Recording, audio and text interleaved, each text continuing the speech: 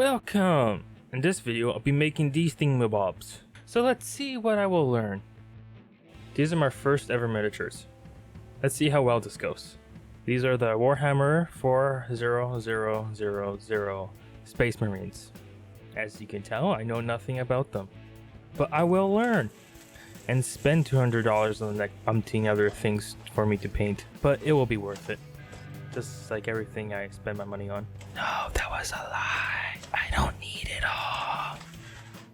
And now we shall begin. First off, I will get confused on where to start cutting.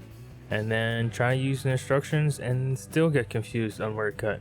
After all that is said and done, I'm just amazed at how small these are and like, how am I going to paint them? I'm sure I'll figure it out. I continued on cutting off the sprues and edges and make it smooth like a baby's bottom. I do like how I don't need glue for this kit. Everything fits nicely together. Pew! Pew pew! Pew pew! Pew pew! Pew pew! Pew pew! Pew! It's all put together now and we can move on. No, we can't. No. There you go. Now we can move on. So I got some bad news. I decided to take a break. I know. I took a break. I know. And I decided to look at the paint. That was a bad idea. As you can see, the blue is a goner. Dead is a dodo bird. I better check if we have any other survivors. Black is alive and all good. Gold is okay. White is gone. We have lost white. Earthshade wash is good though. And we lost the astro granite. Whatever that is. And now we should take a moment of silence for our lost paint. On a happier note, look what I made! I did contact Games Workshop about this problem, and they are replacing the blue and white. However, the astro granite they say is supposed to be chunky a little bit. I am happy that they can replace the blue and white, and I can work with the astro granite. I also did some research and found out that Games Workshop just has bad paint containers because they did change it over the years. But I don't fully blame Games Workshop for this particular problem in my case because it could have frozen transportation and in turn opened the lid and dried out. So to my future self and others, I recommend buying at least your paint from a local shop, so at least you have a less chance of being dried out, and if it is dried out, you don't have to wait 3 weeks or more for the replacement. Moving on, I continued to cut the other models off their sprues and using an X-Acto blade, cleaning up edges and mold lines. This took way longer than I thought, but it was fine. I had a podcast on, and before I knew it, I was done. And I had to poop really bad. That's what happens when you get lost in your work. The body is a weird thing. Since I am new to this, I'll try 3 different primers. Gray, black, and white. However, the gray has a gloss finish, so I hope it doesn't affect while I'm painting later. The black and gray model needed a few coats of their respective primers, while the white needed a few more. After when the paint is all dry, I came back and painted white from above on the gray and black, and for the white one I sprayed black from below. This will help me see the details while painting later. Since I don't have my replacement paint, I'm gonna have to see if I can bring this paint back from the dead. To bring paint back from the dead, just add a little bit of water and just stab it multiple times over and over again. And then add a small ball called an agitator to it. And then these next few steps are very important. You want to grab some tape and tape down the lid of the container nice and snug.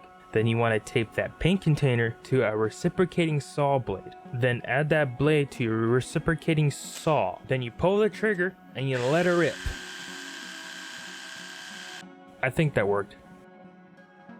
Moving on to painting the models, black is the first model and it'll need a couple of coats. Gray was pretty tricky because it had a gloss finish. However, as soon as the first coat dried, I can add multiple coats on top. The white needed the most coats because it's a very light color. I do like black the best. Now I know why Games Workshop was all out of Chaos Black. Everybody likes it.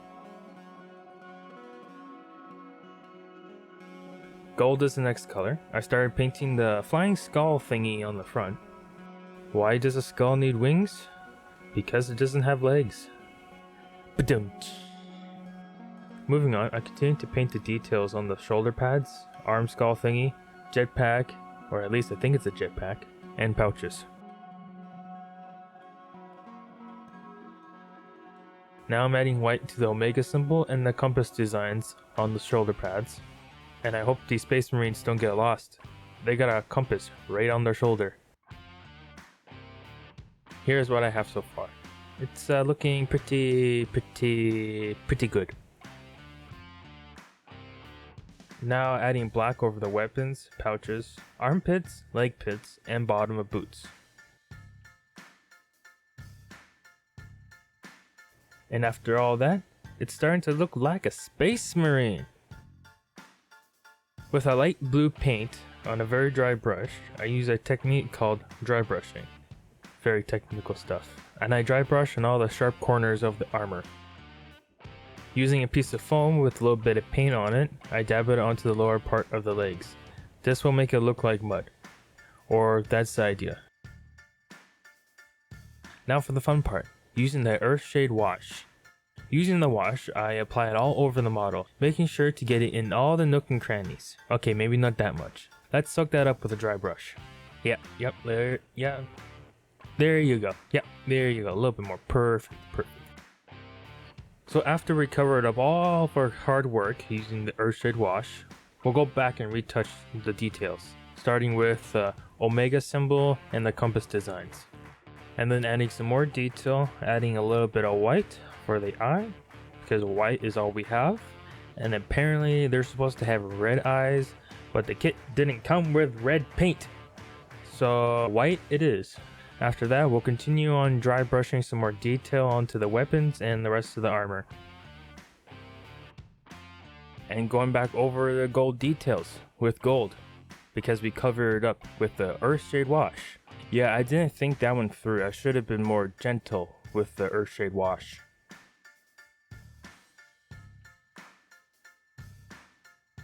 Now for the Astrogranite. Apparently this is the texture for the base of the model. However, I don't have a replacement for this one, so let's see if we can save it, just like the other ones. First, I'll add some water to it, dab it around, trying to get rid of all the big chunks, and I'll scoop that up and put it onto the base of the model, trying to spread it around, get it all messy. And with a cheap paintbrush, I'll just kind of move it all around, get it all rough, make sure it looks like dirt, I suppose. Then I'll come back with some water and trying to smooth out some rough spots and trying to get it up onto the foot and make it all look all muddy and messy. I added gold to the Earthshade wash and applied it over the base, making sure to get it onto the feet as well. After that was done, I came back with a lighter color and dry brush onto the top surfaces. Now, last but not least, we gotta make sure the base is all pretty. We'll just grab some black and just paint it over on the base. This is the most satisfying and delicate work I have ever done. Now I shall present to you the Space Marines!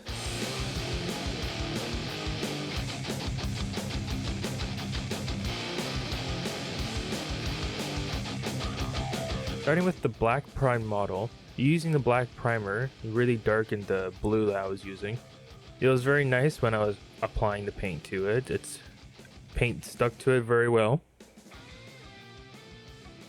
Moving on to the white prime model, while I was applying the blue paint to it, I had to add multiple coats in order to actually make it look blue. But the white primer is still good if you're using lighter colors. Now on to the gray. I made the mistake of buying the gloss finish. That was a mistake, but it still turned out in the end. Gray is a really good in-between of white and black primers. I'm not sure when you'll use it, but it's a good neutral color. This was very fun. I am 200% doing it again. So please excuse me. I have to go buy some more, okay?